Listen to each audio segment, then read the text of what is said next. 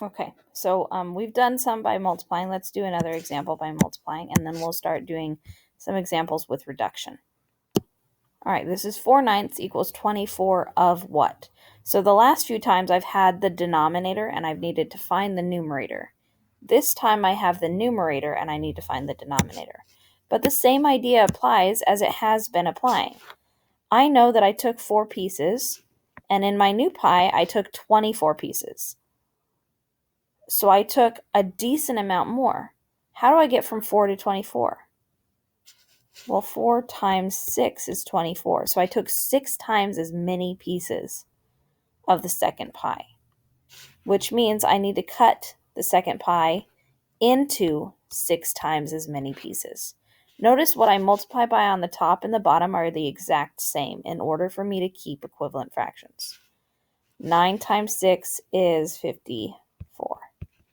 So 24/54 is the same as 4/9. So I'm going to make a note over here. Multiply numerator and denominator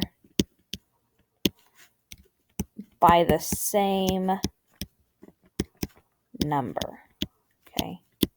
So something really important for this is we're going to need to remember our math facts. If I didn't remember my math facts for 4 to 24, I would have to do something completely different to find what that multiplier is. I know that 4 times 6 is 24. That was really good for me. I know that 3 times 5 is 15. I know that 2 times 3 is 6. But what if I didn't know that 4 times 6 was 24? So over here, I'm going to write in red. If you don't know the multiplier, if you don't know multiplier, here's a way that you can do it.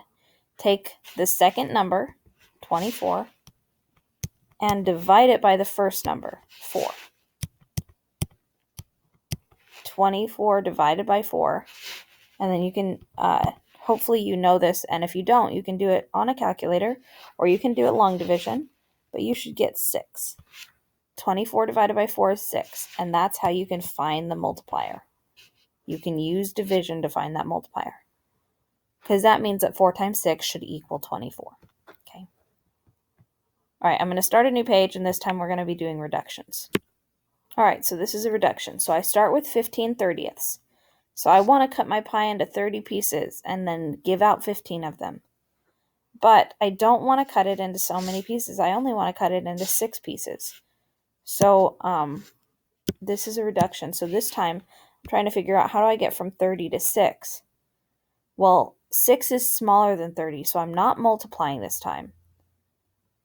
This time I can divide. So 30 divided by what equals 6?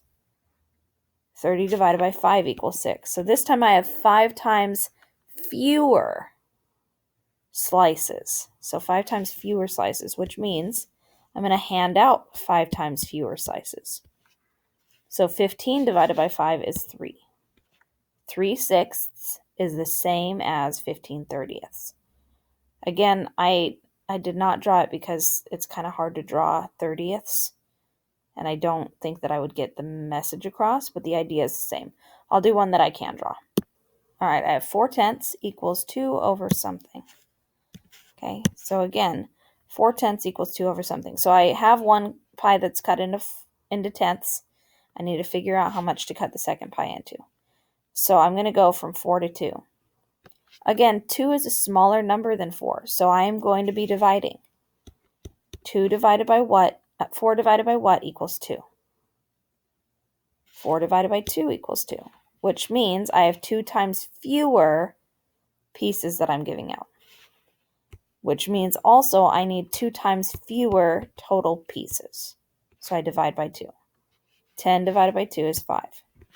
So this time I can draw the diagram. So I've got, let's say they're long cakes this time.